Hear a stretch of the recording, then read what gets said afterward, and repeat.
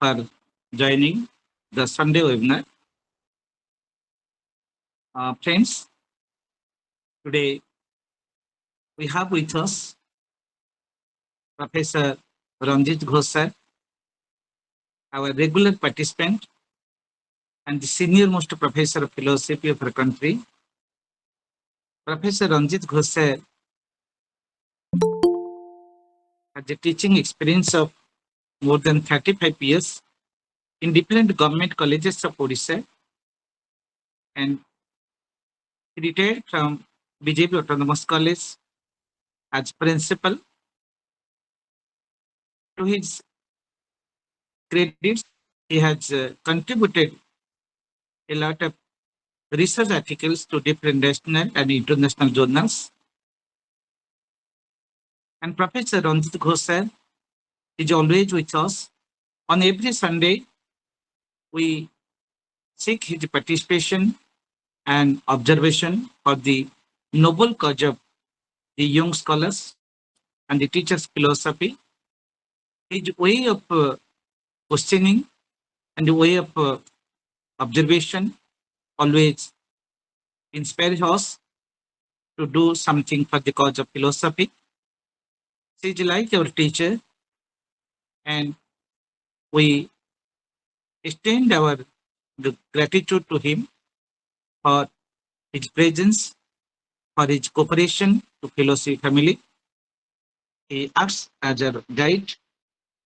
Professor Ranjit Ghose likes to question in every philosophical forum, and the act of questioning is a way of getting a new way of philosophical reflection. We learn so much from him. The way the students of philosophy, the scholars of philosophy should learn how to question in a forum, in a national forum. So we extend our gratitude to Professor Ranjit Ghose to speak on the topic, the myth of national integration. Its area of philosophizing, its social philosophy, its analytical philosophy, and world philosophy. So he has a lot of interest in every philosophy.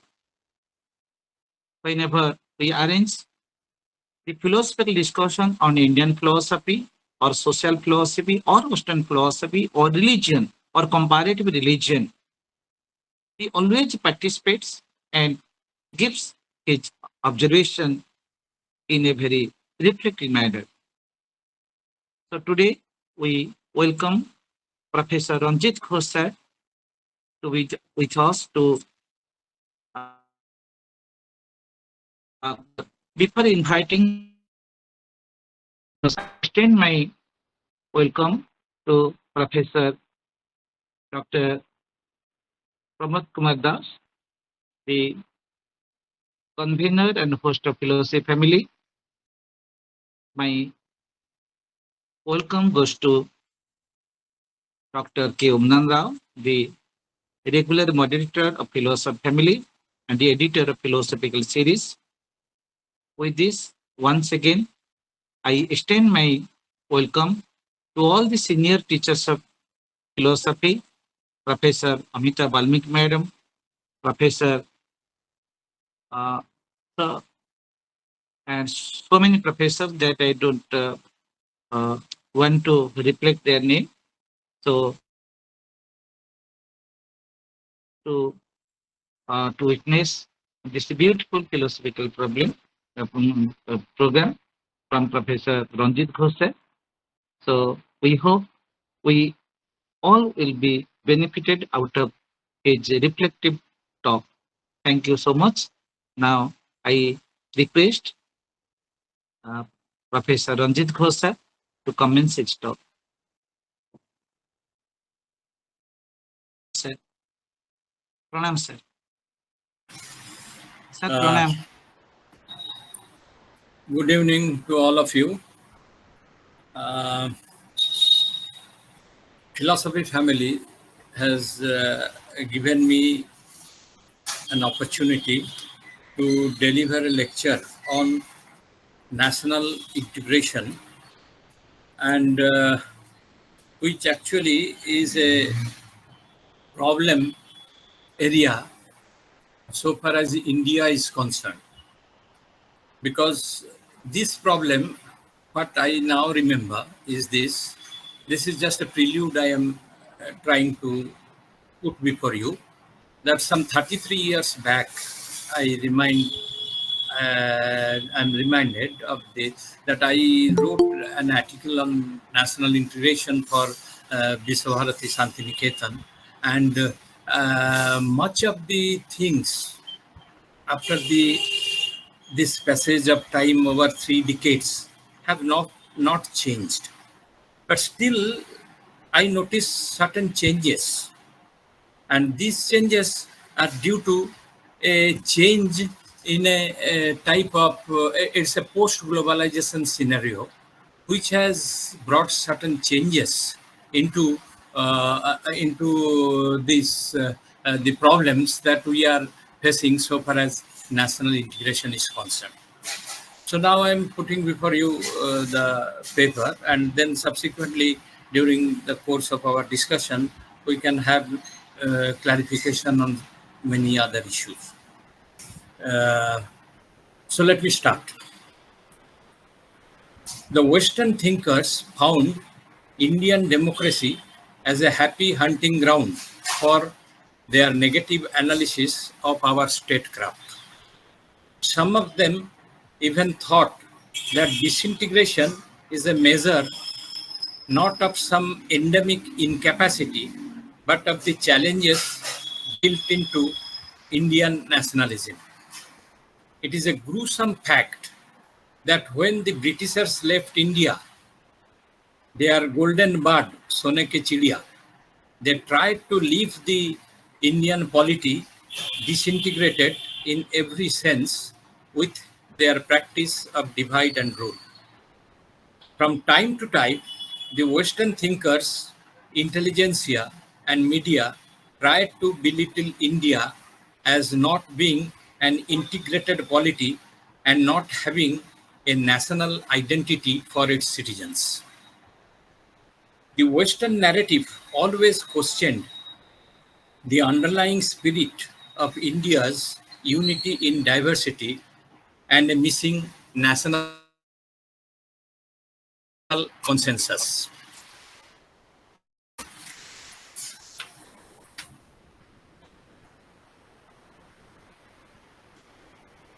What exactly lies behind this awareness is the questionable concept of national integration. The uniqueness of this concept is that it is both a concept and a problem. Prima facie, this problem appears to be quite insoluble in nature because of the convergence of social and political categories in the Indian context. We intend to discuss the phenomenon of national integration primarily as a sociological and secondarily as political, because its origin lies within the structure of society itself. Our conceptual exploration starts with the analysis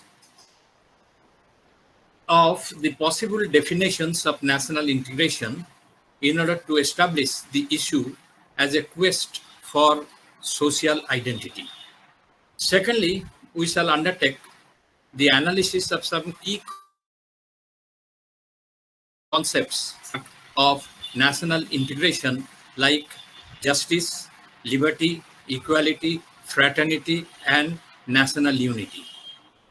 Thirdly, an exposition of some serious impediments towards the attainment of national integration, like regionalism, communalism, linguism, and caste system will be undertaken.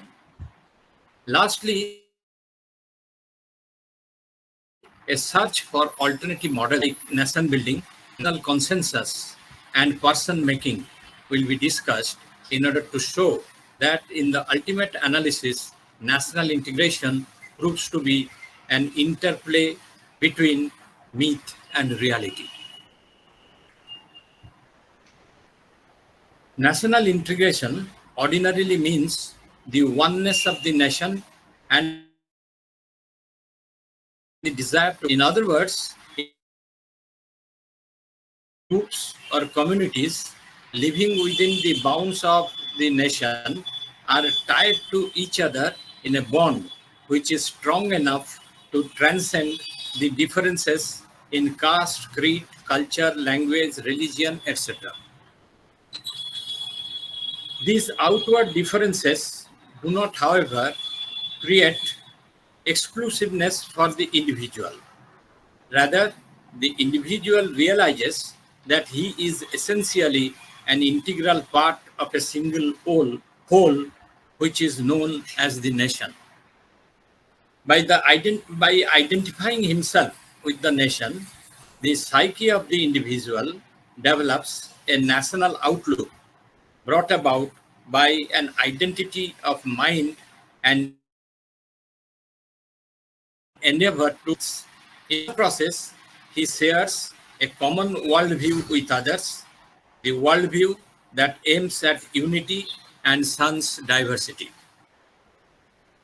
Any discussion on national integration gets its credibility in contemporary India because we face today, what we face today is diversity at the cost of unity, disintegration at the cost of homogeneity, and parochialism at the cost of nationalism. The subjective element of the issue becomes obvious when we reformulate the issue into a question as to how one individual, group, or community.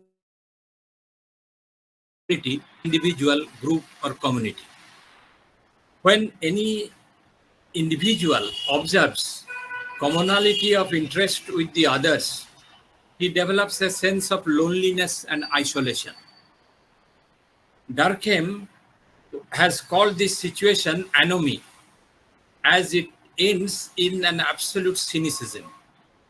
Such a cynicism does neither breed nationalism nor national integration. This either breeds a sense of withdrawal positively or a single-minded drive for individual self-enrichment negatively at the cost of community and nation. When the individual tries to see himself basically as a transcendent being, he fails to identify himself with the society. We may say that what India needs today is a sociocentric man, because the logic of sociocentric view about man and society is the completely secularized view of man as a social animal, divested of all the trappings of a transcendental faith that reduces man essentially to what society makes him to be at another level to what it permits him to be. Hence, the quest for national integration in the final analysis becomes a quest for social identity. This again postulates with the spirit of those holding the view that Indianism is still an abstraction, Bharatiyata. Indianism is still an abstraction, may be countered by saying that a basic unity of mood, will, and vision always held India together, and the patriotism of our people was implicit in their being together all along, even if the country was fragmented by one way or other from time to time.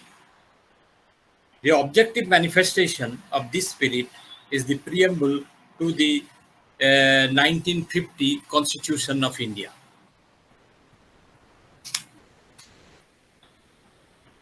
The conceptual structure of national integration demands concepts. with justice. Ordinarily, justice is that which is done according to law in the interests of society. However, the term justice is given more of humanistic and moral connotation than a legalistic one in the Indian context. Justice aims at bringing a self-restraint upon the unconscious mind. The essence of justice is the common good as distinguished from the good of the individuals. The claims of individual and the society are synthesized by the principle of justice.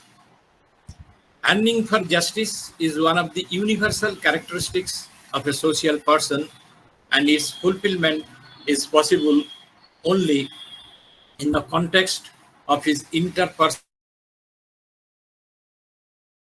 Justice is one of the most fundamental concepts of Indian Constitution, which aims at establishing a socialistic pattern of society. Directive principles broadly project this concept in a democratic humanist framework. These principles attack social inequality and inequity the project of social conscience of the nation by changing the medieval concept of justice, according to which justice was for the few, of the few, and by the few. The older concept of the states being neutral in social matters has been discarded in favor of the states functioning as the principal instrument for bringing about a just social order. The concept justice must function as an empirical and social concept and not as a metaphysical or transcendental concept. It demands a harmony between social stratification and political structure, between law and other modes of social control, and between ethical and economic behavior of the social person. The concept of liberty comes next.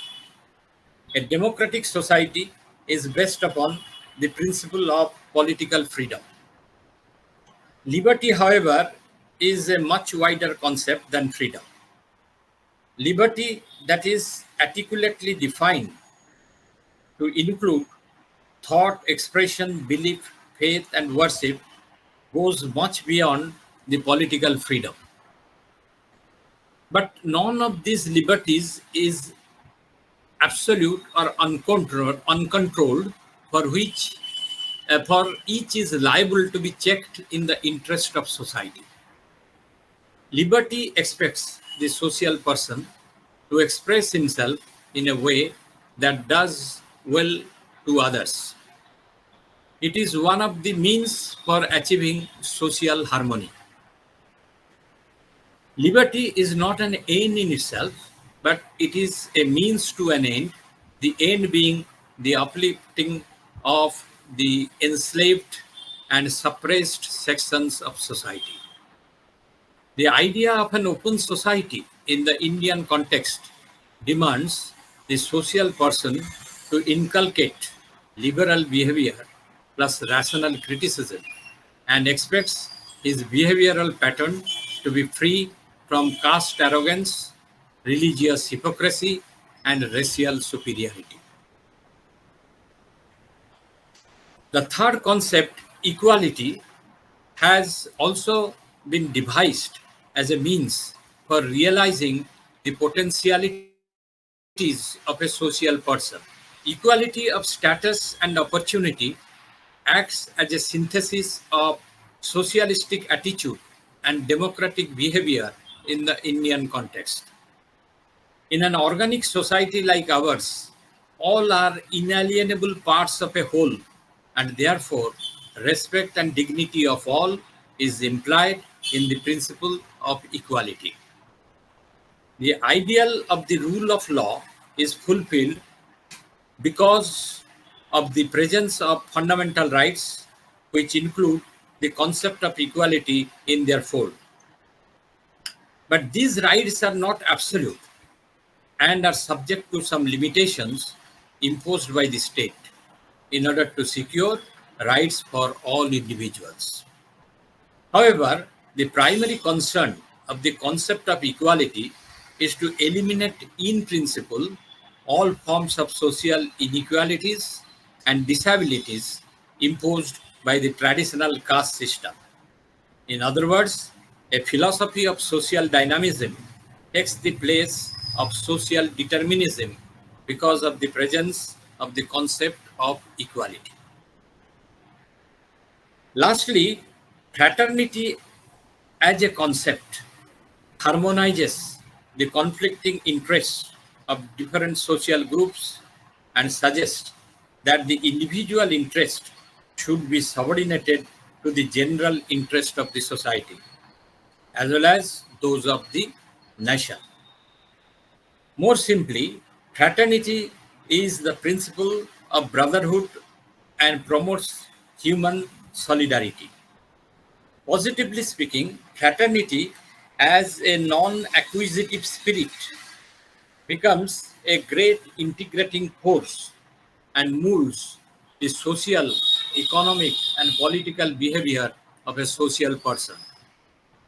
Fraternity, along with liberty and equality, forms a union of trinity because to divorce one from the other is to divorce the other. However, the main conception behind the doctrine of fraternity is the unity of the nation. This connotes the idea of the Indian nation in which all castes and communities are considered as the children of the same motherland, and it emphasizes the need of common goals and participations of all sections of society in the streams of national life.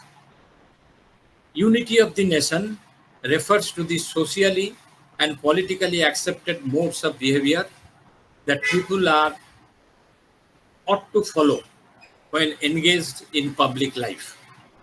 This brings to the forefront the essentially normative character of the Indian Constitution, which operates with a set of ideals like democracy, nationalism, secularism, and humanism. We may say, I quote, today the Indian Constitution, which has created not a federation but a union with a strong and compact administration, safeguarding the country against disintegration, is the most powerful political as well as moral binding force. But can it be sustained? Let us examine. The concept of justice, liberty, equality, and fraternity were devised in order to be actually used in practice. However, when you take them to the complex web of Indian society, it becomes obvious that the validation of these concepts is not free from their inbuilt impracticability. In the words of Charles Taylor, theories about practices are validated in a special way to them, and this way can only be understood if we see more clearly what we are doing when we create, espouse, propound social theories. We need to see social theory as practice in order to understand what its validation amounts to. Unquote. Shall we then hold the view that these theories are having a limited domain of applicability and accept what Taylor says in his own words that most theories are not of the kind that can simply be applied in practice, but they affect practice only in shaping or informing it. Actually, the above valued concepts like justice, liberty, equality, and fraternity coming into the fold of practice manifest their aberrations and bring forth several impediments to national integration. The development of democratic tradition promotes a peculiar psychopolitical phenomenon which Max Seller calls democracy of emotions. This, it may be said, is the breeding ground of diversity and manifests itself in four different forms in the Indian context. Sorry.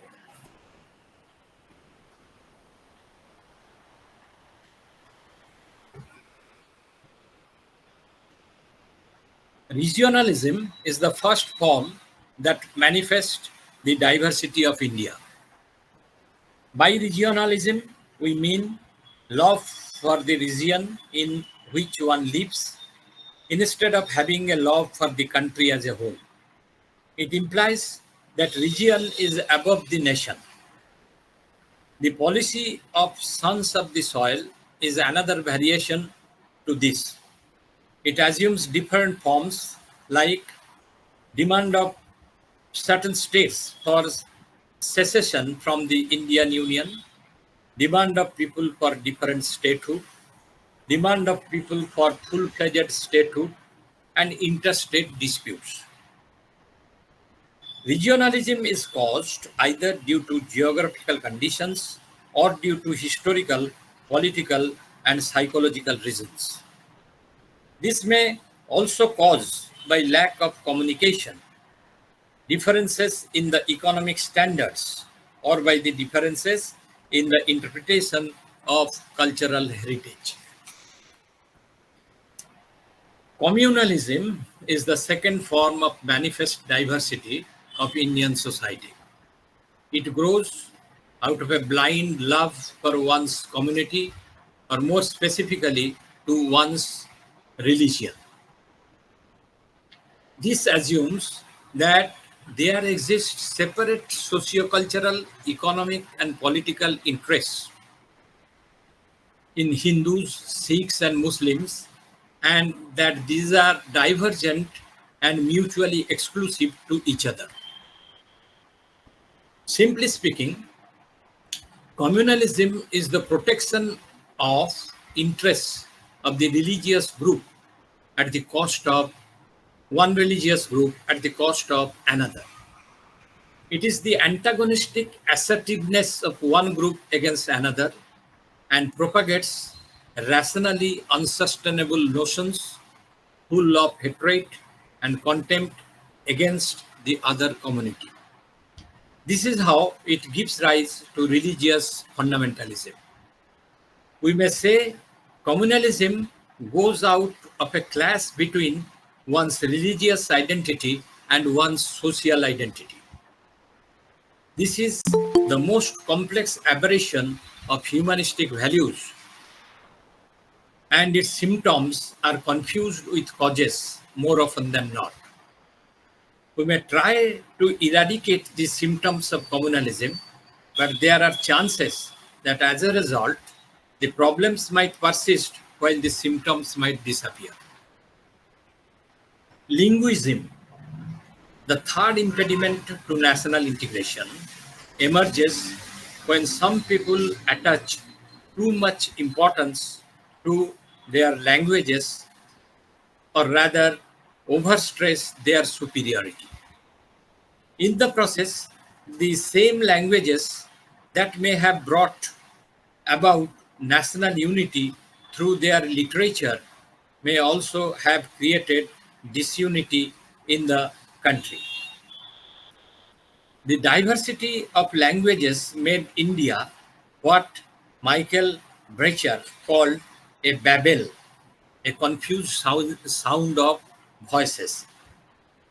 And for centuries, the country could not emerge as a unified whole. Even the states of Indian Union were reorganized on the basis of language and the people speaking the same or similar language were grouped into one state. However, after much deliberation, a three-language formula emerged which suggests the use of English for international purposes, Hindi to serve as a lingua franca link language for national purposes, and regional languages for local purposes. But this language issue still eludes solution in India. Caste system is the last but not the least. It grows out of oldest social institution of India, caste, and is antithetical to the concept of equality. That we have discussed earlier. Caste system has been linked with religion in India, and the illiteracy of the masses has given deep roots to the caste system. Different types of complex and egoistic partisans grew out of caste system. Very often, this system is used as a means towards the attainment of social identity. In the final analysis, the dilemma of Indian society is reduced to finding a way on how to overcome the problem of identity formation when identities had come to be accepted in terms of caste and religious communities. This resulted in disharmony and disintegration. In India, a secular polity could not be successfully built without building secular instruments like public opinion. Hence began the search for alternative models. What follows from the foregoing discussion is that the unity of Indian society has to be sought simultaneously in many directions, because it is a sort of amphibian belonging simultaneously to many realms, and thus requiring diverse methods for apprehension of its unity. In fact, what we need today is a political structure which will create a sense of belonging to the nation based on an interaction between the diverse identities and interests. Rajani Kothari's model of nation building comes first in this direction, which looked upon integration as not a mere aggregation that overrides multiplicity, but as a process of ordering the multiplicity through interlocking various strata and levels into loose accommodation held together by a system. According to Kothari, integration and performance are the two pivots of India's model of nation building, and if a particular system fails to perform, it gives rise to another system. According to him, legitimacy of this system rests on the twin principles of utility and acceptability. As Dr. Kothari explains, the scheme of nation building is the simultaneous fulfillment of unity, democracy, development, justice, and autonomy vis-a-vis the external world. He feels that when India did well in the fields of unity, democracy, and autonomy, it has failed in the front of development and thereby justice.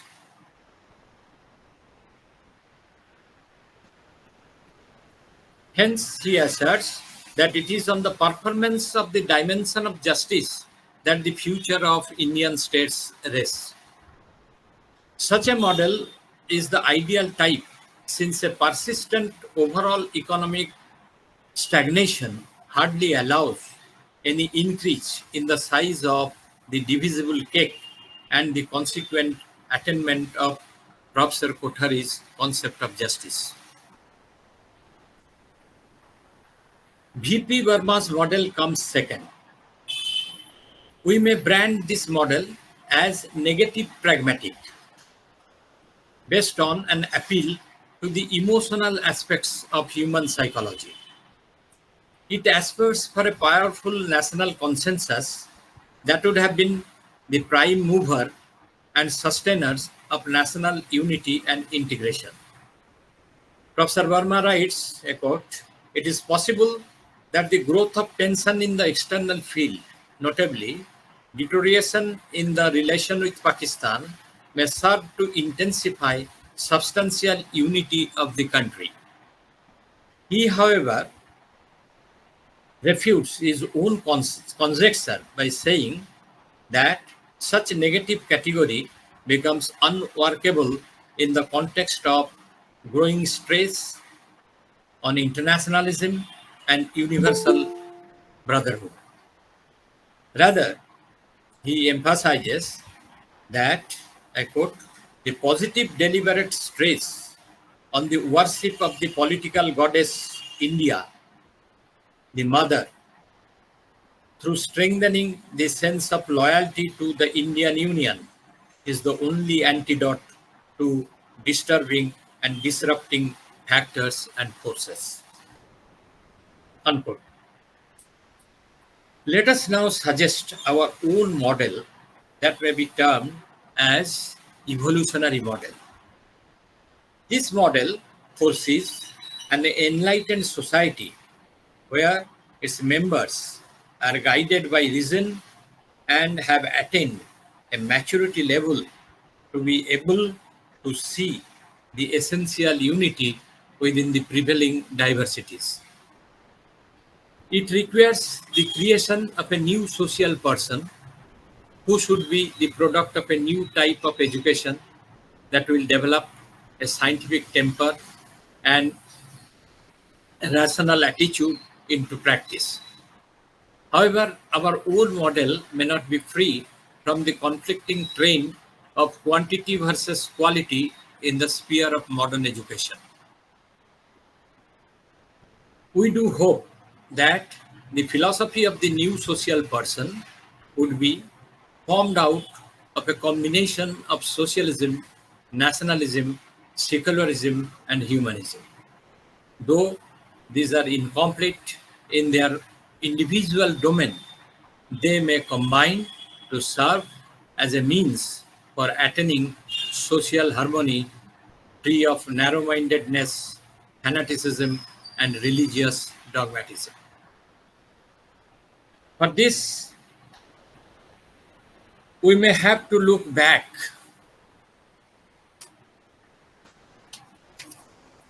We have to go back to the roots in the philosophy of Manu, which provides a blueprint of an integrated society.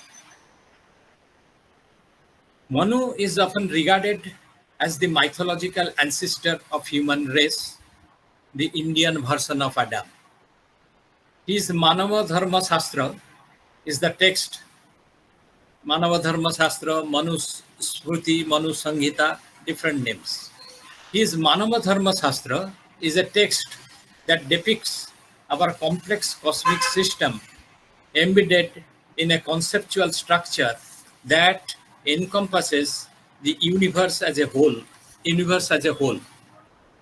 According to Manu, the final consummation of all society is an order which is in tune with the basic principles of the universe. Manu aims at achieving a divine society. The aim of human society and state, according to Manu, is liberation from all limitations and inadequacies of body, mind, and nature. Insofar as man, society, and state serve those dominant processes, they justify themselves. Manu propounds a theory of progressive social evolution. The path of evolutionary process, according to him, is from multiplicity to unity, from the many individuals to one universal. Every society is guided by an universal law and the basic disciplines of society, which are the foundations of law and order, are bound to be disrupted if there is no integration between the universal law and the relative laws. Manu says the whole panorama of the evolution of the individual through social order provides the secret of continuity, tranquility, and stability of the social order in the midst of conflict, tension, and disharmony. Manu believed if a man does not conform with the nature and order of the universe, he will eliminate himself through inner erosion. This explains the cause of the rise and fall of civilizations in human society. According to P.B. Mukherjee, the social philosophy of Manu represents, I quote, the social philosophy of Manu represents the most perfect balance between the eternally integrated one in an eternally disintegrated environment. It contains the secret of social dynamics in a super social statistics, the harmony between the centripetal and the centrifugal forces. It is a social philosophy which holds the harmony and rhythm between the individual, society, and state, between freedom and organization. Unquote. In conclusion, we submit that in the ultimate analysis, national integration is proved to be the of interplay between myth and reality. Whether it is reality or an ideal remains a moot question, ever eluding a clear-cut answer. Thank you.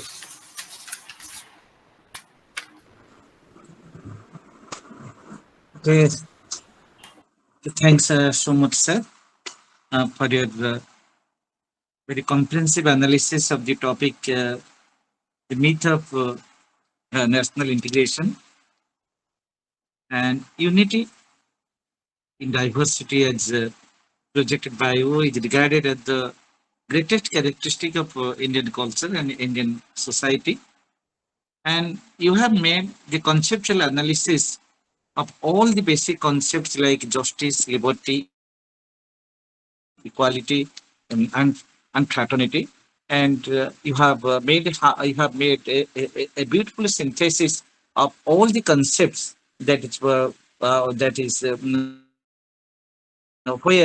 the unity of the nation is possible. And you have also given different models for national unity and national integration. And in suggestion, you have given the models for enlightened society, for attaining the social harmony and national integration. You have also shown the roots of the national integration and the crisis that we are facing. And you have given the blueprints for integrated society following the the scripture of Manu, and where you have said that it is possible to be liberated from all kinds of the limitations. You have also shown mm, the model for progressive social revolution, and as a whole, you have given uh, a, a beautiful structure of national integration and the ways how to make the national integration. Thanks so much, sir, for your beautiful philosophical analysis and beautiful uh, a conceptual analysis of all the points in this short form. Thanks so much, sir.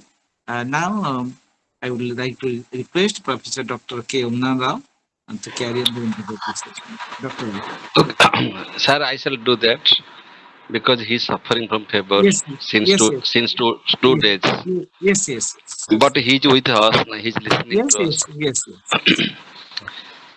First of all, I congratulate and we are really benefited by the deliberation of Professor Ghose. In one sentence, I shall say that he is saying that national integration is not something abstract.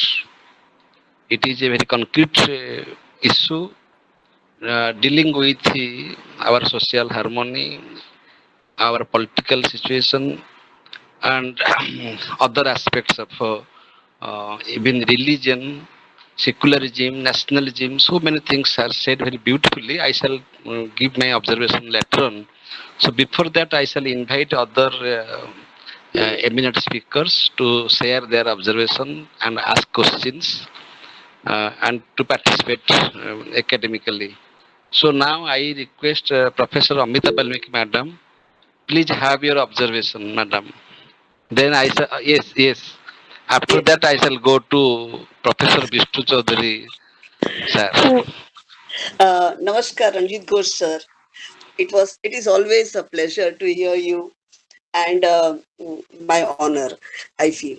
Um, it was lovely lecture, well elucidated. Everything was so clear. What to comment on your this thing? I was just wondering about. This is in a format of a question. Uh, can this be done? This is the question.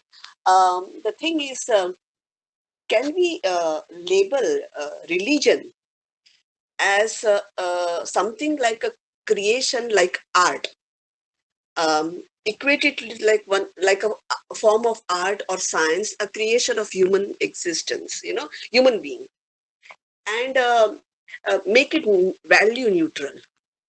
Okay, one thing is that let us make religion value neutral, who is trying in a form of art to answer the haunting questions of creation of universe, or how to gain the knowledge of the universe, etc. It is just one of the creations of human existence. And second is, can you be keep economics, politics, social structure, and all these things separated from religion, like in Gramsci's terminology, or let us try to have the consent of the masses. And in today's time, when we see that India is such an synthesis of all the races and religions, and so many variegated things of the world, which has come together and have made this beautiful country, India. Um, let us keep religion apart, especially economics, politics, and social structure, are different from that. And let us cherish religion in its own format, rather than interfering in the integration or the structure of society. Integrating the structure of the society. Now, if that can be done, do you foresee this as a possibility? Can we build up a society where this can be possible? Because I love religions myself, but I don't want religions to. It's very much my personal affair, and I don't want it to be interfering in other realms where common people are associated. So if that can be done, the true integration in a country like India is possible. And also one more point, sir, I feel, can integration be thought of in global nationalism? Because when you talk of integration, there is always a fear of patriotism, and always there is a fear of anti-humanistic activity where you are concentrating only on your country. So can we lose the boundaries? Can we dissolve the boundaries and talk about global integration rather than national integration? Is it possible? These are my two questions, which are time immemorial. I was born, it's haunting me. And today's lecture, sir, thank you so much for the opportunity.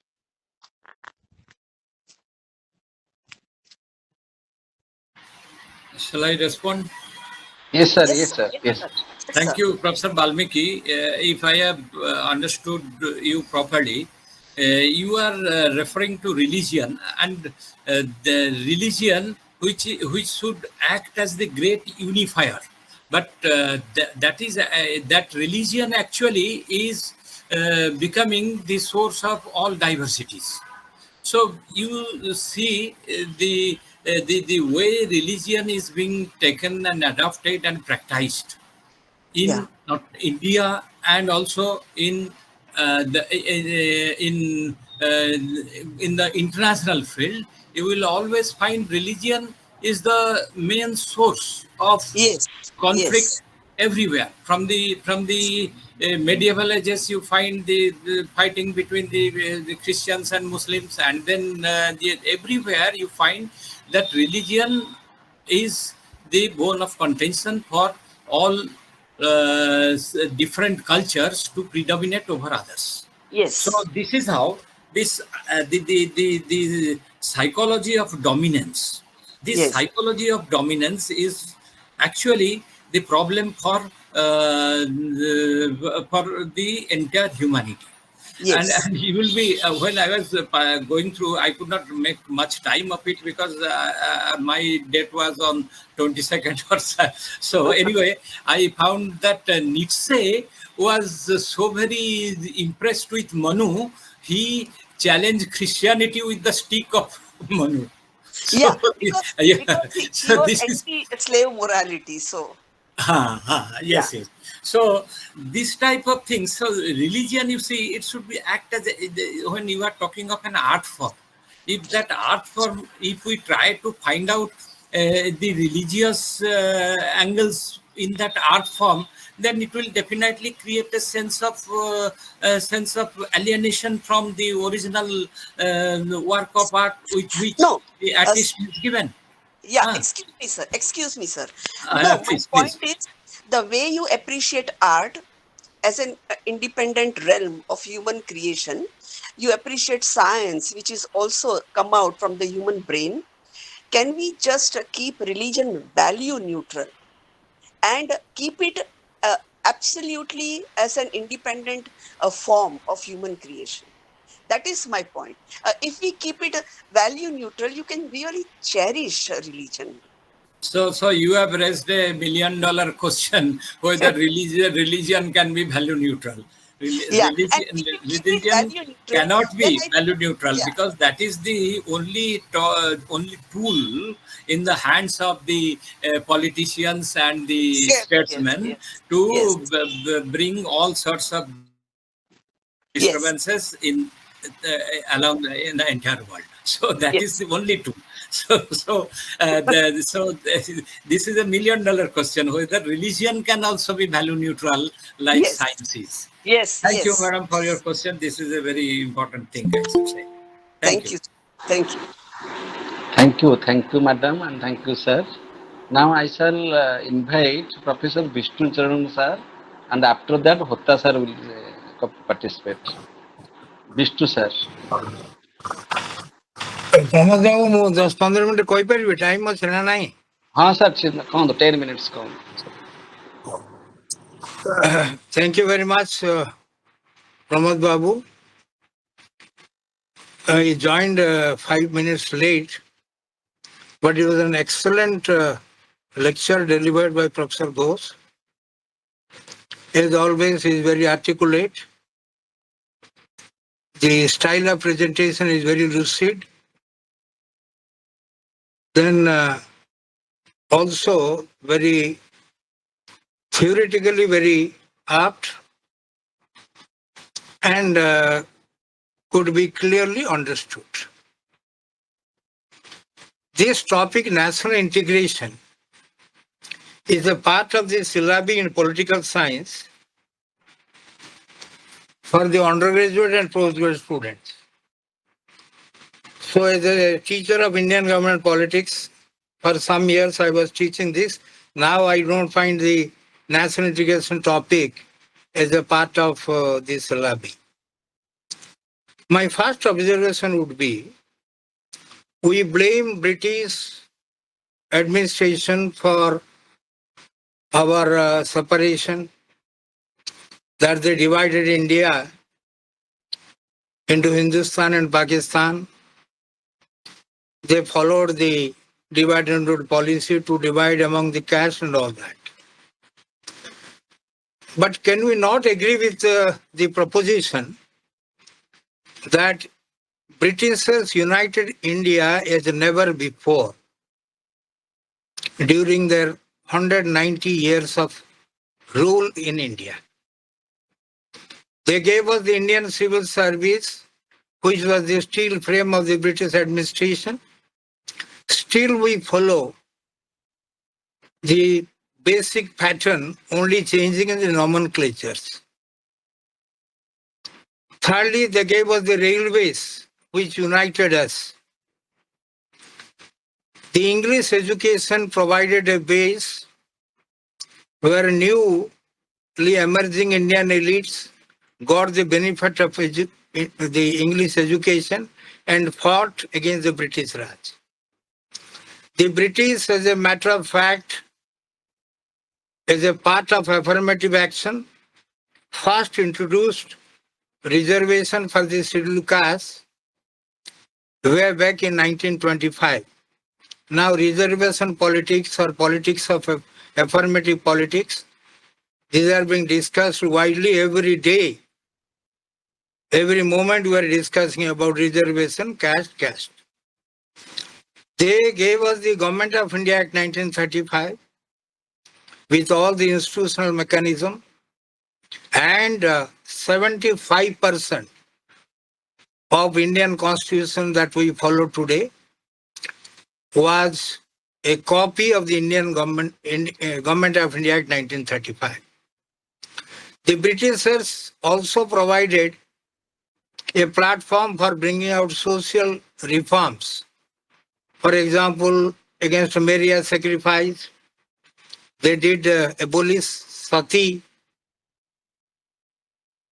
Then another thing that we find during the British rule was they allowed two Indias to function.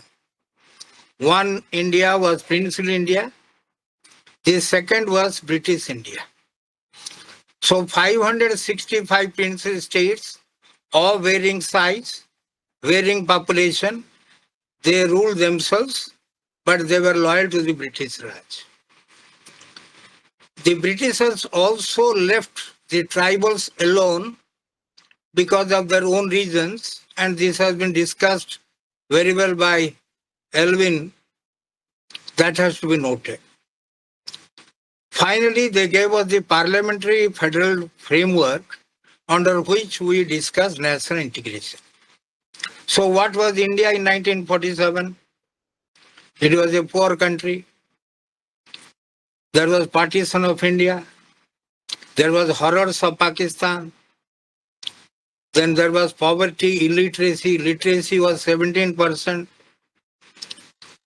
Then we in the Indian Constitution, as Professor Ghose was very right, we made provisions for liberty, equality, fraternity, all the values system, constitutional values, we have incorporated in the preamble of the Constitution, word by word. But we have adopted a federal structure which is unitary in bias. So it is called a semi-federal country. It is called quasi-federal country. Now what we are, it was a time called a centralized federation because two articles have been mentioned time and again. Article 1 of India says India, that is Bharat, shall be a union of states. Article 3 suggests of any change in the boundary of the states and the name of the provinces, the parliament has to make a law. So now we talk about cooperative federalism, competitive federalism, like that. Then we have made in the Constitution elaborate arrangement for promoting national integration and to ensure that India doesn't face any problem. For example, Article 352, national emergency is there. Article 356, state emergency is there. And Article 360, the financial emergency is there, which has not been applied so far. We have in the Constitution made it abundantly clear that there is no right to secession which is given in the earlier Soviet constitution. Unity and diversity, or Vivitata mein ekata, has been our mantra, and that mantra was time and again been highlighted by Pandit Jawaharlal Nehru, our first Prime Minister. We now find the problem of creation of states has taken a separate dimension. Earlier, language was the basis of creation of states, so we call linguistic creation of states. Now, language is no longer the basis. Two other factors have cropped in. One is geographical proximity, and the other is financial viability. Suppose Telangana was created, Chhattisgarh was created, Jharkhand was created, Uttarakhand was created, not on the basis of language. Then we have made interested council in our constitution. We have made the provision for a national integration council being presided by the Prime Minister. That was a thing. Then we have done a wonderful thing. I must salute Hare Krishna Mahatma, then B.P. Menon, and the great man was Sardar Patel for merger of princely states in India. Then we had the advantage of many charismatic personalities who have adorned the chair of the Prime Minister of India. That is a very integrating force. Pandit Jawaharlal Nehru. Look at the figure, his personality. Srimati Indira Gandhi, another charismatic personality. Atal Bihari Vajpayee, no less. And now Narendra Modi is also projecting himself to be a charismatic personality. Then we had another factor which supported our integrity and unity. That was one-party dominant system, or what Rajani Kothari called as Congress system. Then there was political stability. We have a vibrant democracy. We have strong anti-terrorist laws. We have followed centralized planning. And we have made integrity the focus of our constitutional system when under 42nd Amendment Act, we included 4 words: socialist, secular, near unity, and integrity. So integrity word was utilized. That was there. But what was the impediments? As Professor Ghose was very right, regionalism is an important. Sub-national aspirations is another factor which creates problem for us. The demand for Dravida Nadu, which was raised by C. Annadurai, but after the Chinese aggression, in a largely attended meeting at Marina Beach, Madras, he declared that our party, DMK, is not keen on Dravida Nadu. Demand for Khalistan, that was there, but the movement, you know, has resulted in the death of Mrs. Indira Gandhi. Sense of alienation and deprivation. Professor Ghose has talked about alienation, but we in political science also use 2 other words. One is apathy, the other is anomie. So deprivation causes alienation, apathy, and anomie. Then there is politicization of caste. Caste is a social reality, but now it is a political reality. Elections are fought on caste basis in spite of the fact that the Election Commission time and again is talking about not to talk about caste. Communalism of the worst order. Rise of religious fundamentalism in every religious community. Then Sons of the Soil theory, Maharashtra for Maharashtrians. That was spearheaded by the Shiv Sena party, Bala Sahib Thackeray. Then linguistic movement. Now also you find if a Hindi circular goes from Delhi, Government of India, to Chennai, then there is some protest, demonstration. Few buses are being burned. Rails, they are stopped. Railways, there is strike. So why this? They say if you send a Hindi circular, on the opposite side there must be English circular, because we will not accept Hindi. So in spite of the fact that Dr. Tiguna Sen committee recommended a 3 language formula, that regional language, then Hindi as a national language, and international language is English. Then North-South divide. You just look at the map of India today. You look at the power structure. If, for example, in the South, there is anti-BJP parties which are in majority. In the entire North, you find the BJP has captured power in most of the states. Then religion-based political parties. We have demanded earlier from my student days, I have been listening from 76, let us ban political parties who are formed on the basis of religion. Then cross-border terrorism is a challenge or impediment to this. Then the ethnic conflicts. Less said is better. Manipur is burning. So to conclude, what is the way out? Dr. Sarvapalli Radhakrishnan, a president among the philosophers and a philosopher among the presidents, said, when we talk about national integration, it is not an integration of bricks and mortars. It is an emotional integration. So if you don't feel that I'm a part of India, you don't feel that I have a duty to perform as a citizen of India, nobody can enforce integration. NIC, National Integration Council, should be activized. The protection must be given to the minorities.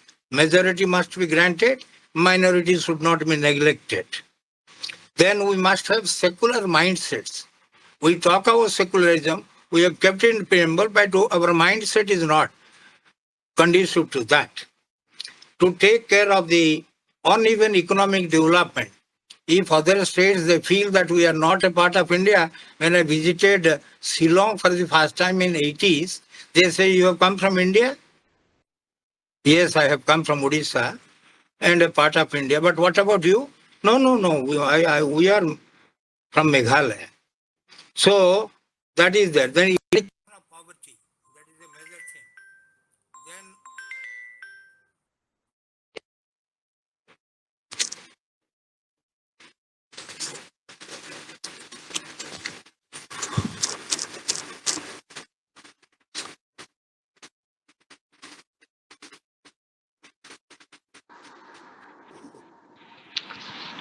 Perhaps some problems. there was Hello. a telephone call. Oh, telephone call. Back, Yes, sir. Babu. Yes, sir. Yes, sir. Yes, sir. I'll continue. I'm going to telephone because you see, this is a peculiar thing. Face to face is different. This is different. So then political parties have to play a major role in this regard to promote national integration. Then media has a major role to play in promoting national integration. We are very fortunate that our army is very apolitical. In other countries of the world, look at the surroundings of India. Most of the armies of other countries, they have become political. They use their power so far as politics is concerned. We have multiple identity. For example, my identity is manifold. I am a man from a village. I belong to Aska subdivision. Aska Tahsil, I belong to Bhanjanagar subdivision. I belong to Ganjam district. I belong to Odisha. I belong to India. I am also a global citizen. So how to think that you are Indian first, Bengali next, or an Odia next, or a Tamil next. This feeling must be there. That is patriotic feeling. That is the feeling of nationalism. We also require a sound foreign policy to protect our unity and integrity of India. Interestingly, we have provided under the framework of the Constitution a set of fundamental duties. If you go through these fundamental duties, 11 duties total, you will know that the focus has been on national integration more. Then there must be ethnic unity. Then another thing that we have to agree is films. The film sector plays an important role to promote national integration. With one remark, I will conclude my observations because it was a very nice discussion. I just jotted down the point while Professor Ghose was speaking. So the thing is, you just imagine one thing. In times of crisis, Indians are one, united. You remember 1971 Bangladesh war. Atal Bihari Vajpayee, who was the opposition leader, said, Indira Gandhi is the incarnation of goddess Durga. We are one now facing the Pakistan army, and Indira Gandhi is our leader. Indira Gandhi is not Congress leader.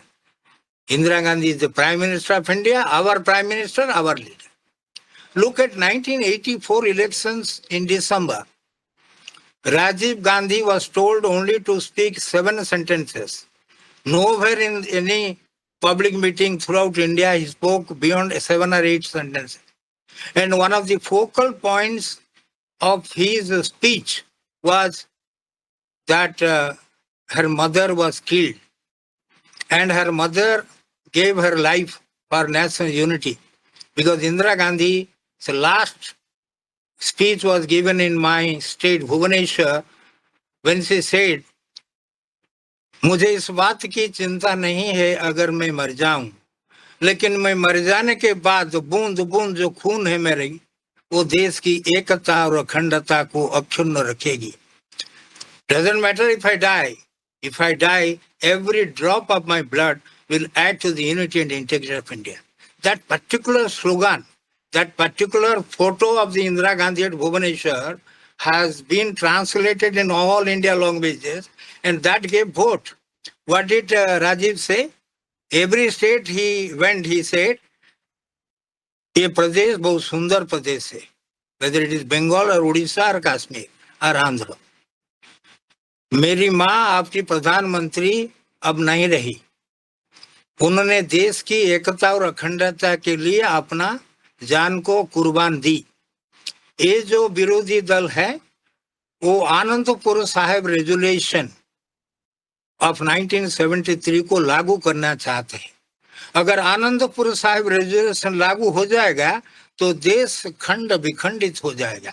इसलिए भारत की एकता और अखंडता के लिए आप कांग्रेस को vote दें. जय Hind. These are the 7 sentences because he was novice from Kashmir to Kanyakumari, from Gandhinagar to Guwahati. And what was the result?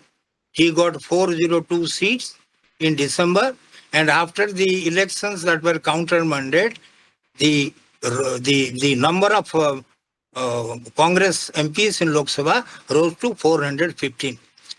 These are the 2 incidents I want to submit before you for consideration, that Indians are one when unity and integrity is being threatened. Thank you very much. Thank you, Professor Chaudhary. You added so many points to the deliberation of Professor Ghose. Professor Ghose, will you speak something? Will you respond? No. Okay. So we record the observation of Professor Chaudhary. It was very nice. And now I shall invite Professor B.P. Hota sir. Sir, please have your observation. You are unmute, sir. Please.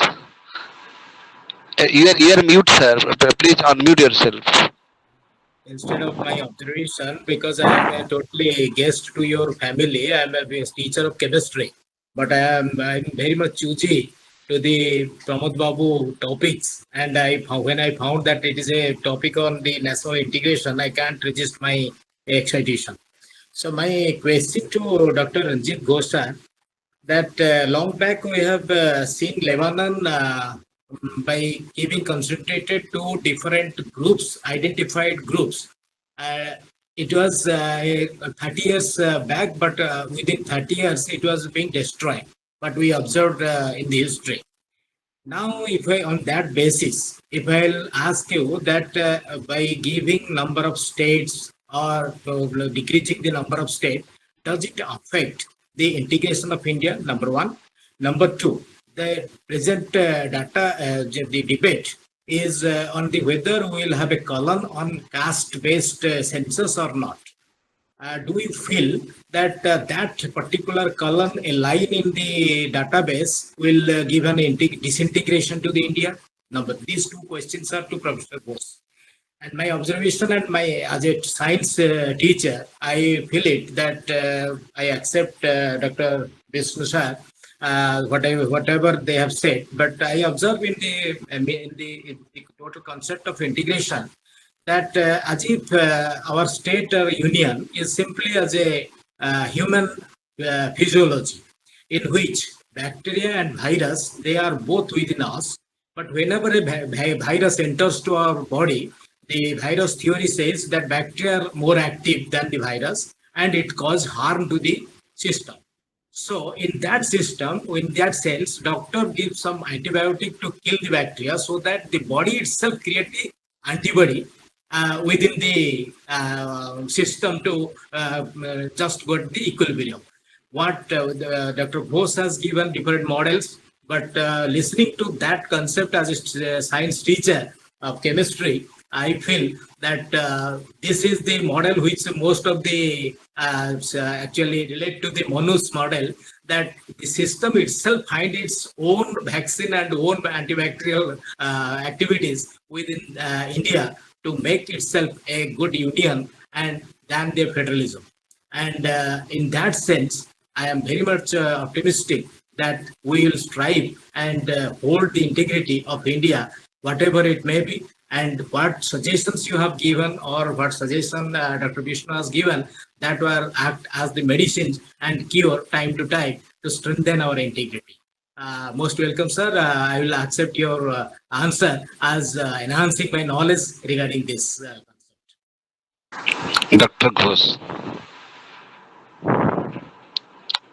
Sir, unmute, sir, unmute. Thank you, Dr. Ota. I could get your question.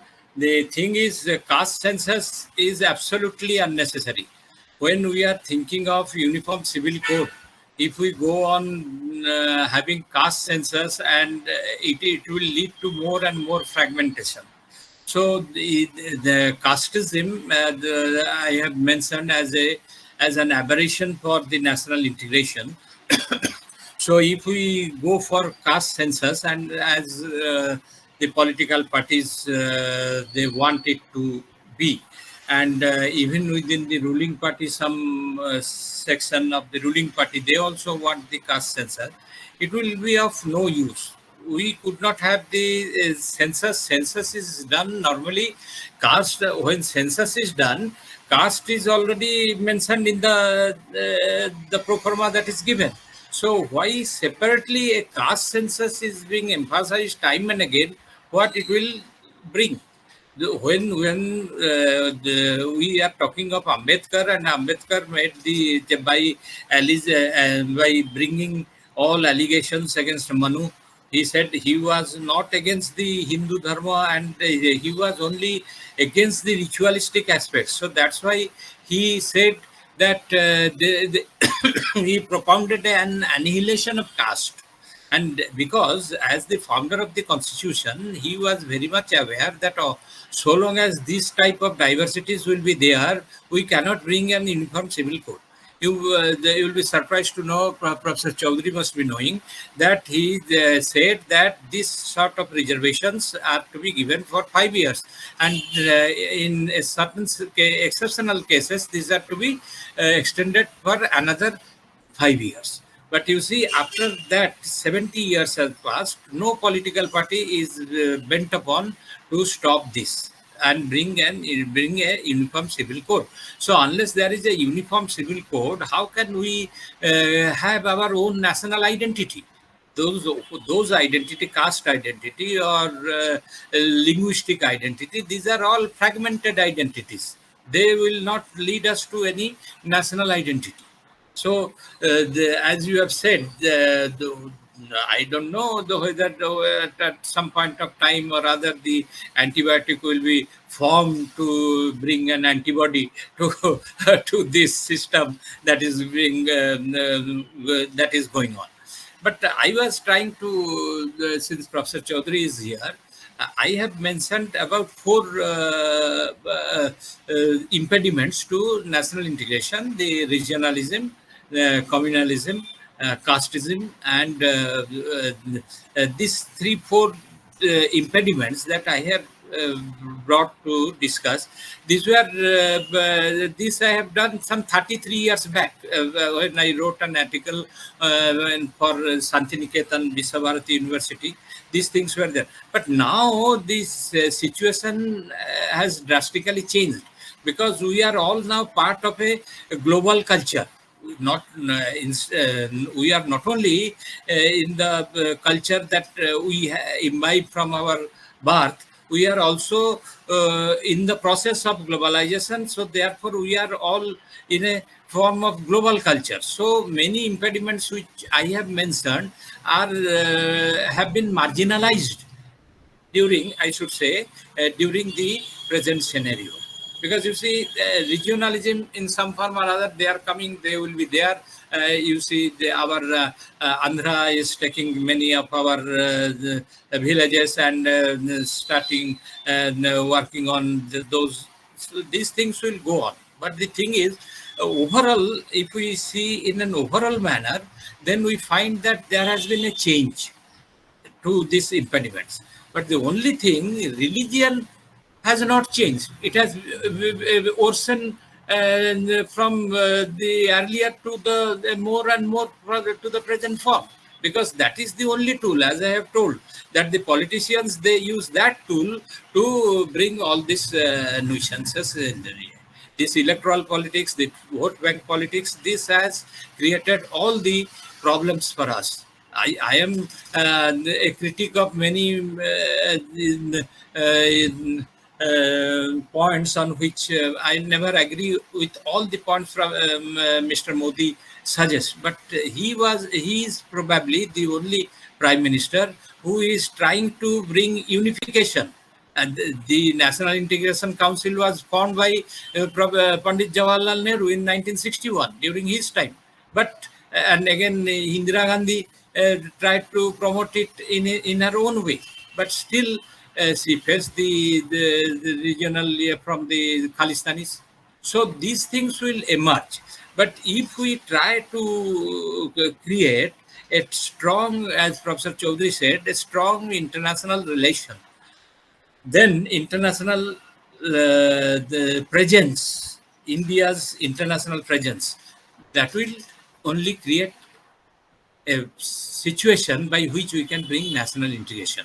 I think I have met your question, but still, am proceeding further by saying this, that all the European countries, and especially America, America is the villain of the entire humanity, and he is always trying to create problem everywhere. That is the motto of America, because his big brother attitude will always create the problem. He in Odia, as we say, Dani hai lagiba, per gunia hai jhadiba. So that is the tendency of US politics, and that is what he used to do, and that is what we are facing now. You see, this Rahul Gandhi is a novice, and he is not having the entrance at all into the constitution, the first or second pages, and he is showing the constitution everywhere and saying that I am working for the constitution. So because he is on the foreign funding, this Sam Petroda is there, is political guru Rajiv Gandhi and also Rahul Gandhi, and this Soros is funding this the funding in India for bringing all sorts of. You see, these days Modi is not talking much, because he is just very careful about giving his opinion about the Indian politics. So politics has entered into our life in such a manner that our heritage, our roots are what should I say? It is in a shifting sand of time. Choravali re ame posi posi posi jauchu. Thank you. Thank you, sir. Thank you, sir. Thank you, Hota sir. Thank you, Ghosh sir. Now I shall invite our friend Vijay sir. Sir, please have your observation or question. Then I shall go to Radhanath sir. Vijay sir, will you speak something?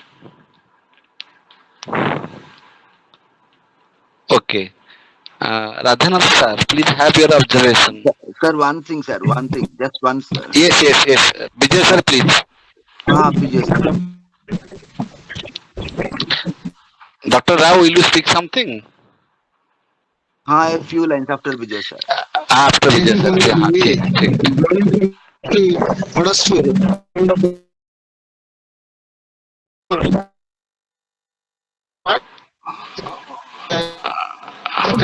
Topic, and I must congratulate Professor Ghose for giving a model how to maintain the national integration for a progressive society. Really, in spite of all impediments, we can have a model, and that is you have highlighted for your suggestion and for your submission. I must congratulate you, and let me listen the whole discussion because it may cause trouble for you listening because I am in the bus and on the way. Thank you, thank you. Thank you, sir. Dr. Rao, Dr. Rao. Well, thank you, everybody. Namaskar, everybody.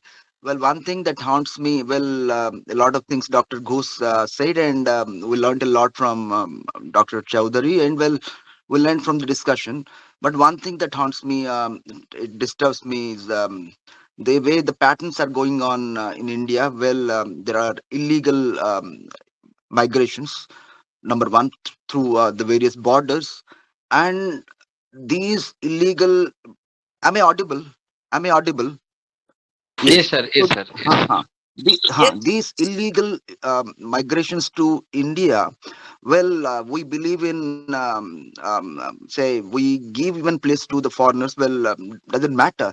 But the problem is these illegal migrants to India, they illegally take hold of various provisions that the Indian citizens have, and they're claiming for certain rights, and as a result, the real Indians, they are losing their share, and they are claiming that they can rather they are causing problems for the national integration, because they are in India, they are in the Indian soil, they are taking food from the Indian soil, they are they are working, maybe they are working in India, they are earning their bread in India, but they are against the Indian Union.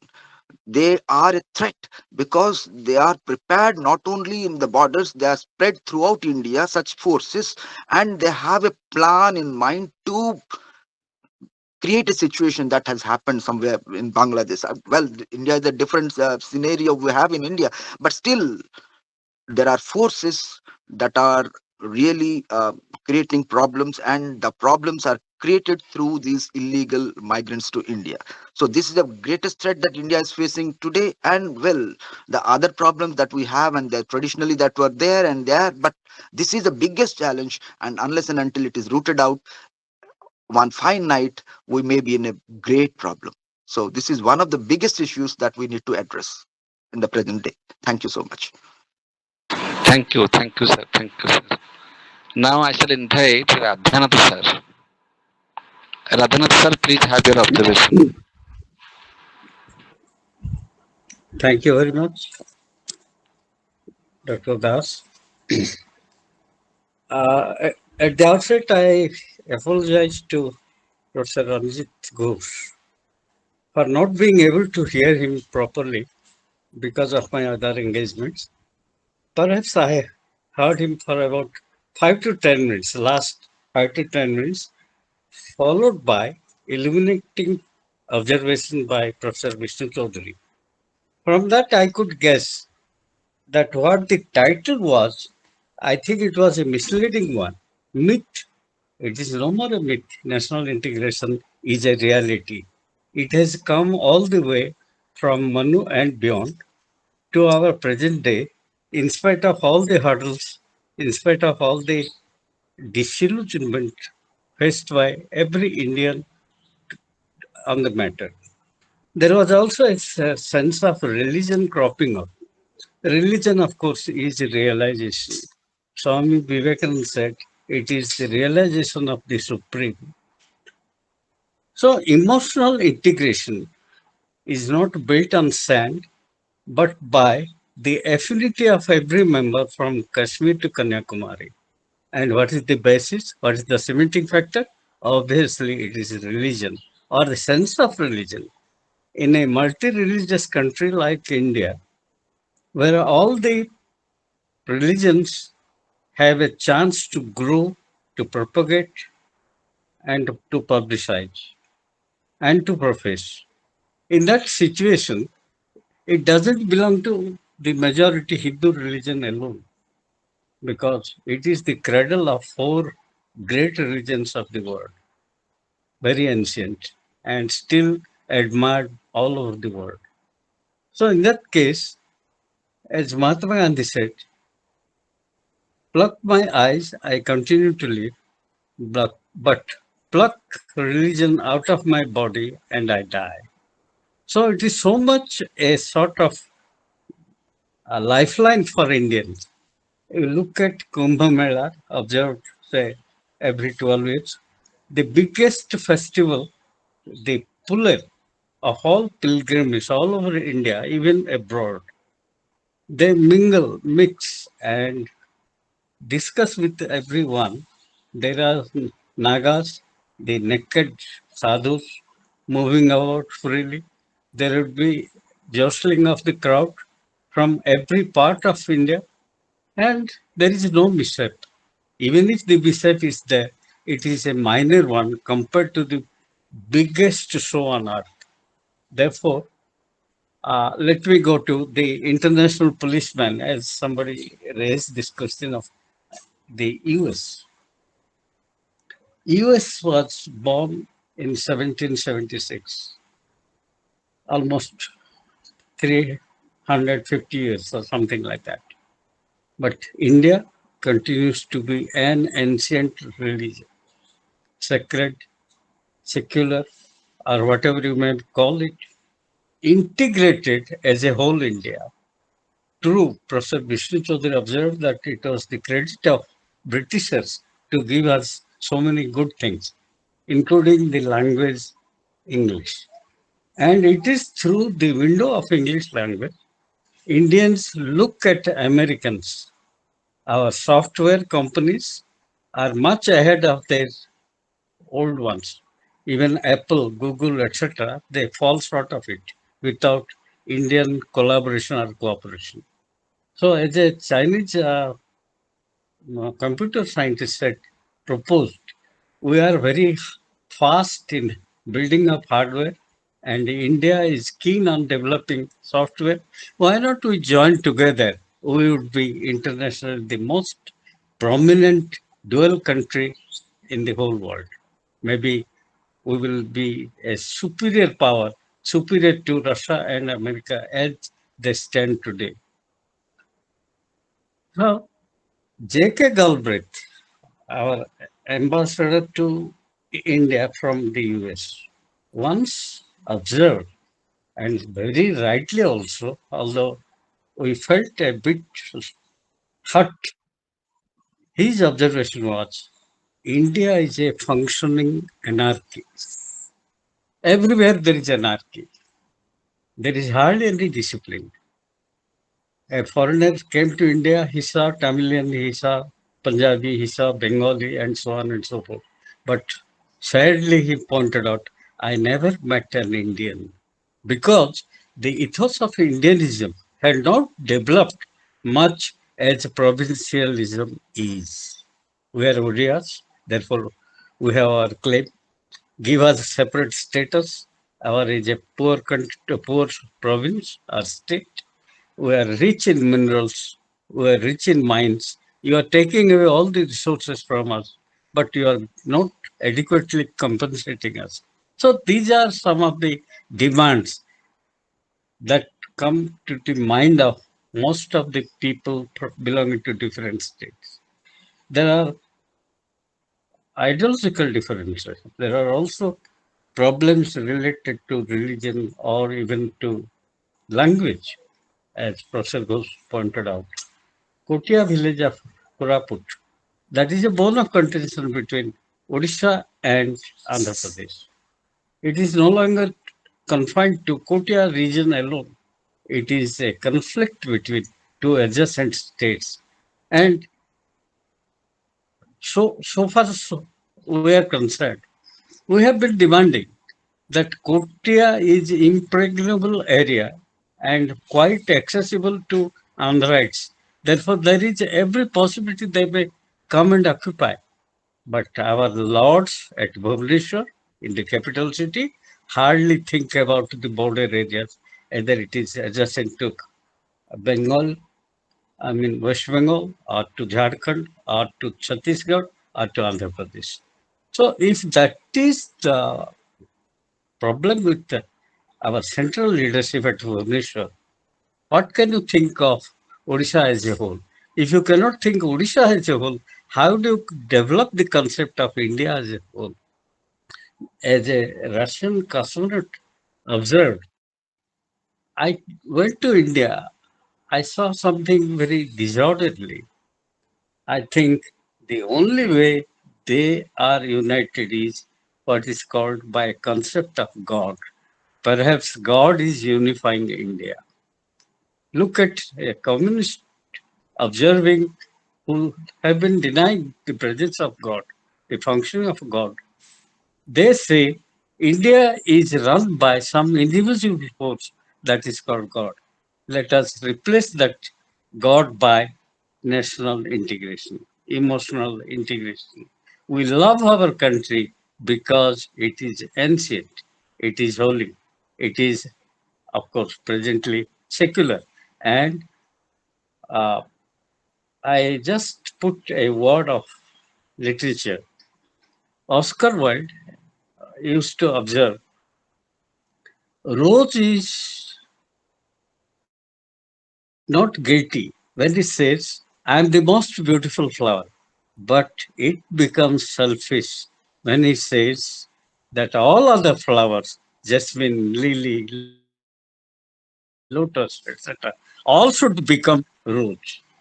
So, if you take the cue from it, let us see, we will be secular, we will be emotionally integrated if we think we are Indians. But once we say that we are Kashmiris, we are Maharashtrians or Telugus, and so on, we become selfish and we are sabotaging the motherland called India. Thank you very much. Thank you, sir. Thank you for your observation. Now I shall request Kailash sir, please have your observation. After that, I shall propose vote of thanks. Kailash sir. Uh, okay, thanks so much. Okay, Dr. Das. I was listening to the observation of all the participants, and actually, regarding the validation of the concepts like justice, liberty, equality, and fraternity that Professor Ghose has told, that these theories, the theories of that is justice, liberty, equality, and fraternity, they have limited domain of practicability. Okay, practicability. But why? As these concepts have to be analyzed by us on different forums, on different domains. Now, why do we think that these theories have a limited domain of practicability? And sometimes we feel that there's a big gap between the theory and the practice, like justice, liberty, equality, and fraternity. What is the way out? Okay, Professor Ghose said. Why do you think that there's the big gap between the theory and the practice? And Now, why do you question regarding the validation of the concepts? shall I respond? Now, Sorry, the sorry. thing is, you see, we are saying these four concepts together, but philosophically speaking, justice is the simultaneous fulfillment of liberty, equality, and fraternity. So liberty and equality and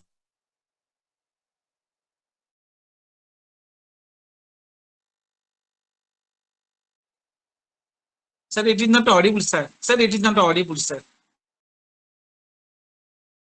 Sir, not audible, sir. no, I think I am audible now. Yes, yes, yes, Yes. yes. You see, you raised a very important question which I have not mentioned earlier. The thing is, philosophically speaking, justice should act as the simultaneous fulfillment of liberty, equality, and fraternity. Liberty, equality, and fraternity, they are the Trinity, Trimurti. And then when they are simultaneously fulfilled, we get social justice. The thing is that is not possible because always there is a tussle between liberty and equality. Fraternity is a very normative term. We say that we should all brothers and sisters, and it has no problem. But when the question of liberty and equality comes, many tussles are coming before us. If we give liberty, equality is not there, and if equality is given, then liberty is not there. So all these things, the other impediments are actually coming out of the conflict and confusion between these two concepts, philosophically speaking, liberty and equality. The problem is there. So that is why social justice, which ought to have been achieved with all these concepts in our preamble to the Constitution of India, they are written in one line: justice, so liberty, equality, and fraternity.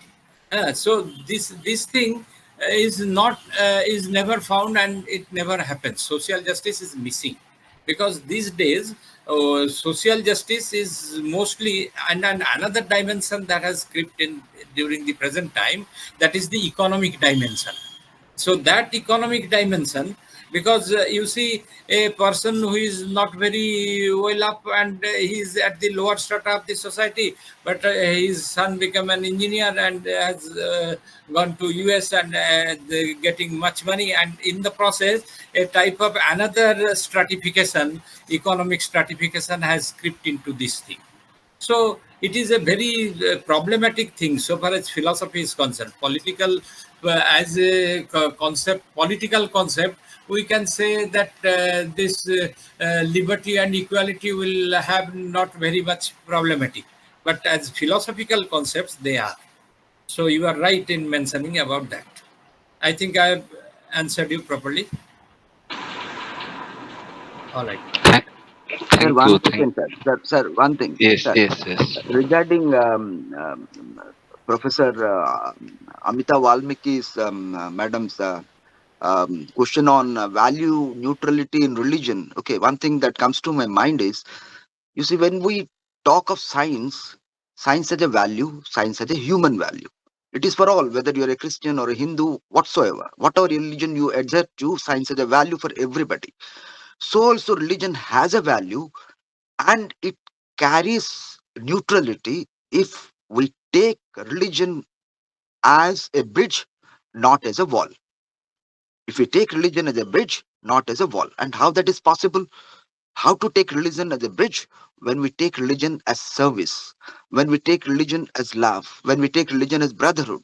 So there lies, irrespective of whether you're a Christian or a Hindu or a Muslim or whatsoever, where there is an element of love, that is religion. If that is the true nature of religion, religion aims at bridging people together.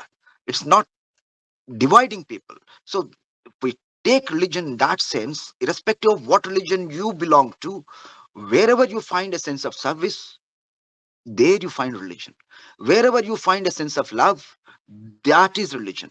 Wherever you see a mark of brotherhoodness, a feeling of brotherhood, that is religion. It is not practicing some going into some fold, say I'm a Christian or a Hindu.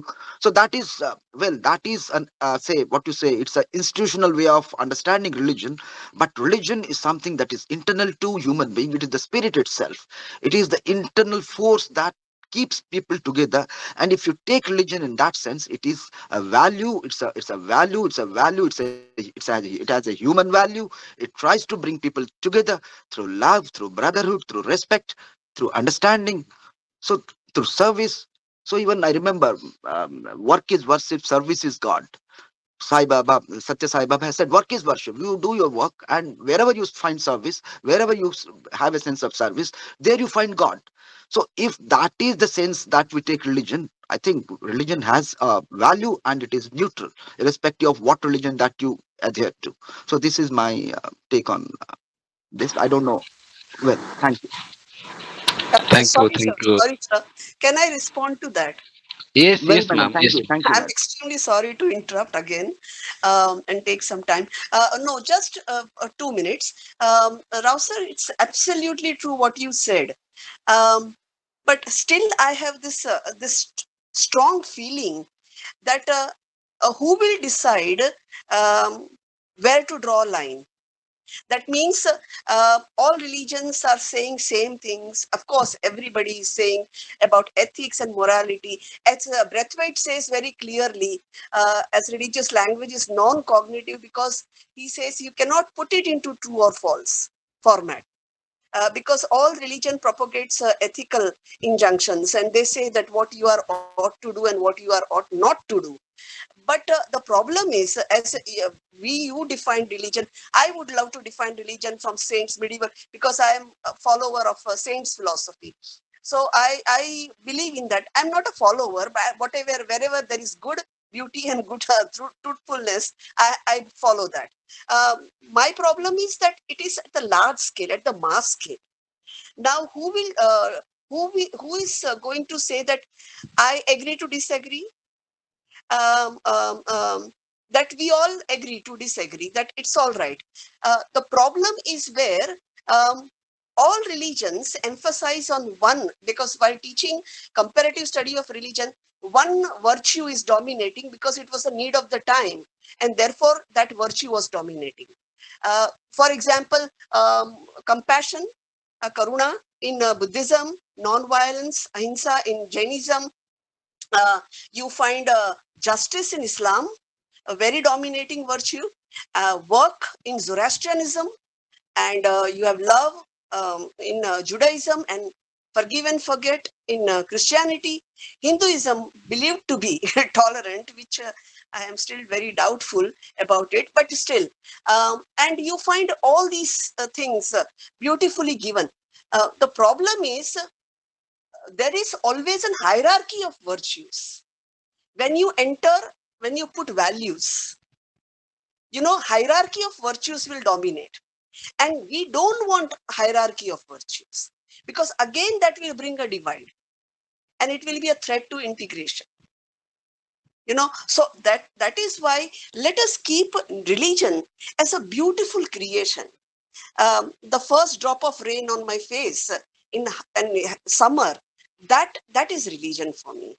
The splash that I feel from the drop of a water, that is religion for me. The absolute unconditional love shown by in the eyes of a, a puppy or a dog in my compound, building compound, that is religion for me. But will people accept this kind of religion? And the thing is, where to draw a line? This is the problem. And therefore, Kierkegaard very clearly emphasizes that from aesthetics, we have to go ethical. And from ethical, we have to go to religious level. And this religious level is, is to be understood with only absurdity, the virtue of absurdity. Because once you are putting ethics into religion, then again the problem will come. So let us keep it value neutral. It's such a beautiful creation of human being. And let us keep our economic, the Gramsci, I love his philosophy very much. And all these things should be apart from where you have all the world 8 major religions with scriptures practiced at the same time, then it is a big problem for us. I want to live a happy life, and I want the coming generation, my generations, which are following, to live a very happy life. Thank you so much. And I'm sorry. I hope I'm not taking too No, much. you have very pertinently mentioned. And I want to answer Dr. Rao by saying this, that the science is becoming, science is value neutral because it is free from space-time relativity. Yeah, that is my point. But religion is not. So therefore, we cannot think about the value neutrality of religion. Because you see, so many religions, they are having so many the functioning of some propounding theism, monotheism, some polytheism, and so many. So there are, when there are H2O is the water, this is true for it is free from any space-time relativity. It will be true everywhere and for all times to come. So this makes science value neutral. But in case of religion, which is something associated with the human emotional attachment, so it cannot be value neutral. For the time being, this much we can say, and we may request Professor Valmiki to give something, a paper on the value neutrality of religion. Is it possible? I just got paper published in Scopus. Can religion be ethical? Yeah. Yeah. So someday, definitely, I will love to present. So that will be very useful discussion for us, I think. Okay. Dr. Rao, is it all right? Okay, sir. Thank you. Thank you. Thank you. Sorry, sir, I say that it's a non-cognitive thing. You cannot put it into true or false. That was my point. Okay, madam. Thank you. Thank you, thank you all for beautiful discussion. I appreciate one line of Professor Chaudhary, that when he said that in other countries armies are political. It is a very I shall say the root cause of national disintegration is only politics, because everything has become, every value of human life, be it socialism, be it nationalism, be it liberty, be it equality, all these values are condemned by our politics. There are three types of people. Some are politically benefited, some are politically victimized. For example, Adivasis, they don't know what is politics.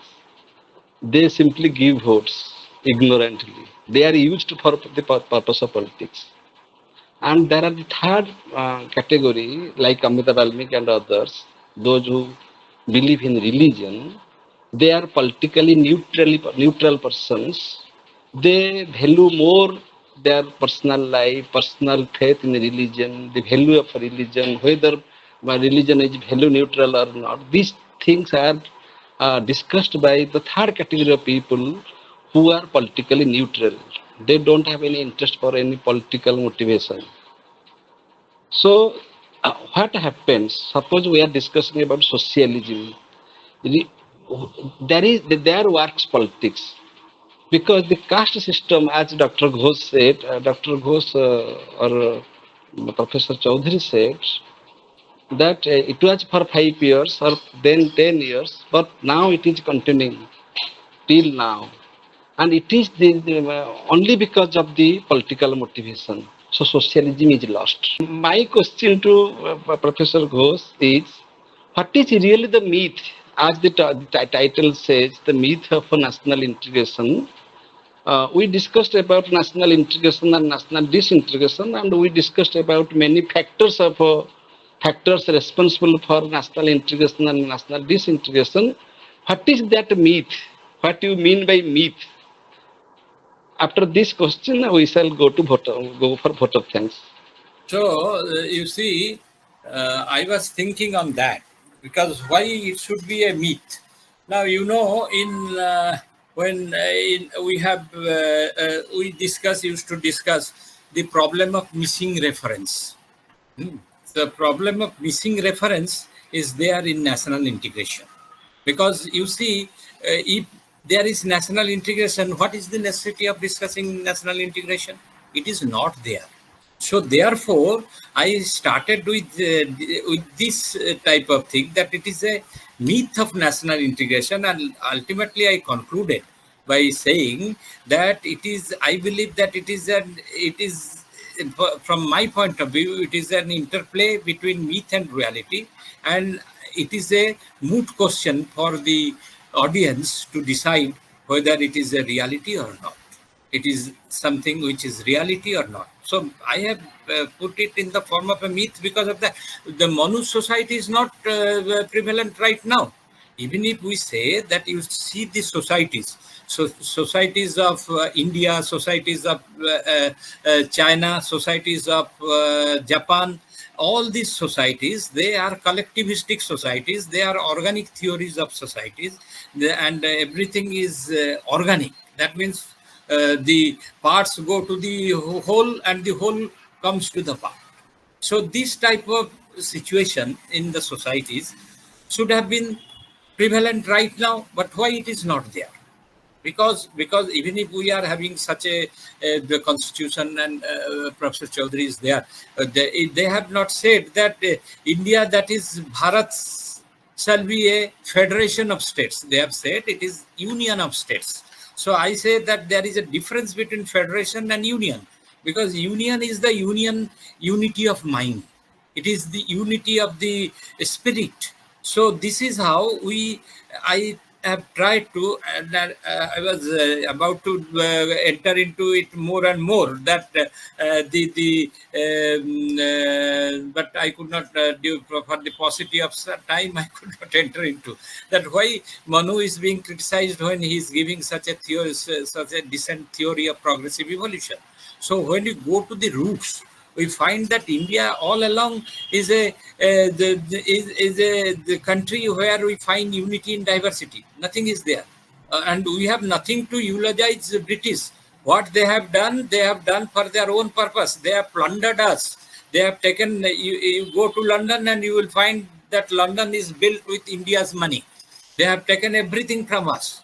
The Sone ki Chidiya, when they had to leave this the golden bird, they tried to create all these nuisances, and through their agents. And I will say that Nehru was one of them.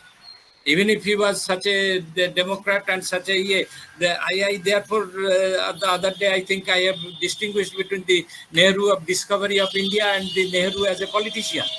That discovery of India, Nehru is not present in his politics. He has done many things in the line with the Britishers, Mountbatten connection and all these things. So this is how we find that now what we used to do, we were not in touch with the histories of that time, because from our childhood we were taught in such a manner that what the historians, the Islamic historians like Professor Irfan Habib and others, they have told us, and we have read history in their eyes. But that is not the thing, because these days, with the explosion of information explosion, there are of course many fake videos those are coming, but still there are many things those are coming which are also of use for us to see, to look at the things in a new eye, with the new eye. So this is the situation, you see, and I think that is why I mentioned it as a myth. Okay, I think if it's a moot question, whether it's a myth or reality. Reality, it is a reality, we believe, but in practice we make it something which is a mythical thing. Thank you. Thank you, sir. Thank you, sir. Professor Behra and Chaudhary sir have raised their hands, but I think we shall conclude here because it is already 8:30. We shall have this discussion some other day. Thank you all for your participation, for your benign presence. I am grateful to Professor Ranjit Ghose sir, that he is a person who is uh, very natural. That I mean to say is very honest, very honest. Whatever he speaks from his heart and mind. and whatever he knows he speaks. That is the beauty of his deliberation. And he has a learning attitude. Suppose he is speaking something, he does not make it granted. He is very much open-minded. So, thank you, sir. Grateful to you, sir, for your choice of this topic, and you immediately agreed to deliver this topic, though it was not your date. Actually, Professor Panir Selvan was supposed to deliver a talk today, but you replaced him and you immediately agreed to deliver your talk, and you delivered very beautifully, very aptly, very nicely, very successfully. The discussion was made, and I am very much thankful to Amita Balmik madam for your contribution about the impact of religion in human life. In human life, not only for national integration, how religion helps, how religion builds the personality of a man. So that is a part of human life, and by that, from the integrity that comes in the human mind, that makes a human personality uh, better, and that makes a society good, and that makes the nation integrated. So we should start with a religious bent of mind from the without any bias. Religion that Dr. Rao has drafted that religion should be free from politics. But now it is seen that religion has become an instrument for politics. Now everything has become an instrument for politics. That is called the car. Car. Sometimes religion is used as a car. Caste system is used as a car. Justice is used as a card for politics. Womanism is also used as a card for politics. So that should not be. If suppose there was a time we say we believe that man is a rational animal, then man is a social animal. Now we feel that we are actually political animals. This is the crisis of the today's scenario. So politics is necessary, no doubt, but our character should not be political. We should not be political in our family, in our relationship. We should not take politics to that extent. Now this is happening. Therefore, we have lost our integrity not only in a nation but also in our personality, in our individuality. That is the problem. So we are coming down from the state of spirituality to a very low grade of our human existence. So that is also a question for existence. So thank you, Professor Balmiki, for your very creative remark and